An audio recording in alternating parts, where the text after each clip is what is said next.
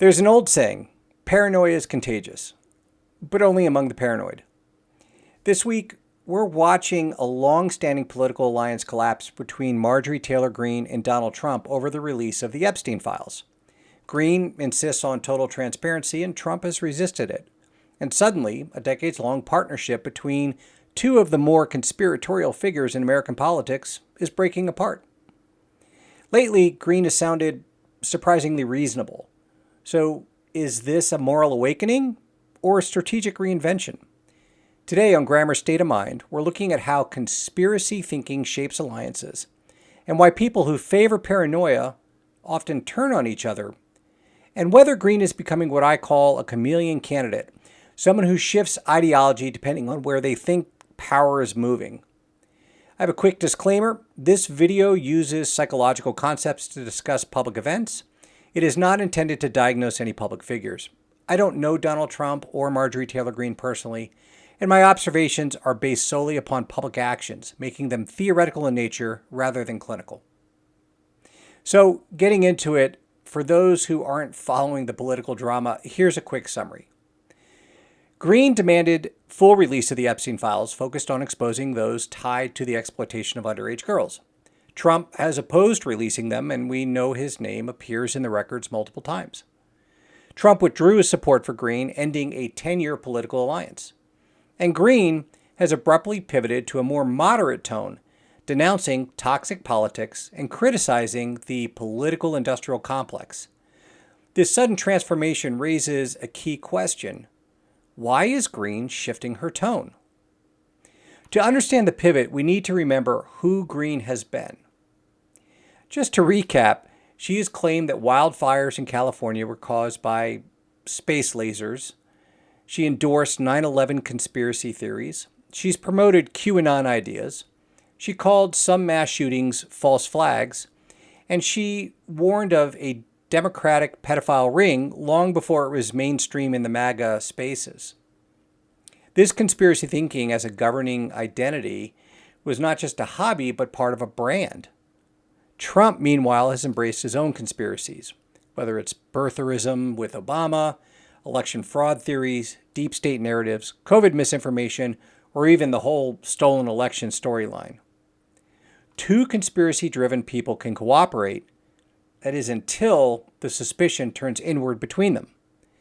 And this can happen because conspiracy thinking is emotionally fueled by distrust. And distrust needs a target. People with conspiratorial thinking often show several traits. The first is hypervigilance, or staying on guard. Another is black or white thinking, which is all or none. Projection is another trait, where you put your own feelings onto others. It can lead to fragile alliances between people. And people with conspiratorial thinking often are highly sensitive to the idea of betrayal. These traits make relationships inherently unstable. Everything becomes conditional. The moment one perceives disloyalty, the other becomes the enemy. Trump fears the political fallout of the Epstein Files, and Greene sees withholding them as a betrayal of her protect the children identity. Two paranoid systems collided, and the relationship cracked. One explanation for why now is that Greene finally hit a moral red line. A significant part of her political identity has been built around exposing wrongdoing against children. So when Trump refused to release documents involving the exploitation of minors, Greene may have seen this as an ethical contradiction she could no longer defend. This would be the most generous interpretation, a moment of clarity that forced her to reevaluate her alliances. But there's another possibility. Is Greene moderating because she's changing or because she thinks Trump is losing power? This is the chameleon candidate problem. Chameleon candidates will shift ideology rapidly. They mirror whatever audience they are speaking to, and they reinvent themselves to stay relevant, often blurring the lines between evolution and opportunism.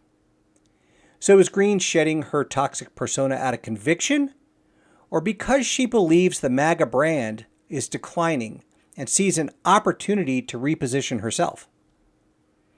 And if her previous extremism resonated deeply with her base, How long can she maintain this new moderation before her old persona resurfaces? Here's what to watch for to help kind of figure this out. The first is consistency over time. True change is usually gradual and not instantaneous. Can she maintain this new tone, or does she start to revert back? Second is the willingness to lose supporters. Real transformation costs something, but opportunists will avoid consequences. If she starts to revert to her base, then it suggests her moderation was less organic. Third is the emotional tone.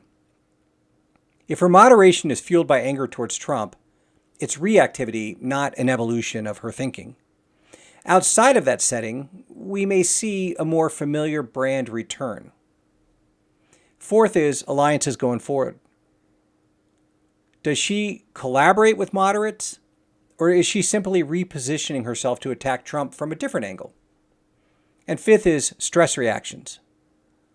Under pressure, people often return to who they were. What we have seen for those in the GOP who oppose Trump is a coordinated retribution campaign against them. What will Greene do as the attacks against her start to develop and coalesce? I have found this feud between Greene and Trump pretty interesting, and it makes for good material to discuss relationships among people who tend to support conspiracy theories. It's a good study in paranoia, identity, and power. Is Marjorie Taylor Greene becoming a genuine moderate, or is she simply the newest chameleon candidate? Time will tell. This has been Grammar State of Mind. Please like, subscribe, and hit the notification bell. Until next time, stay safe, stay informed, and stay curious.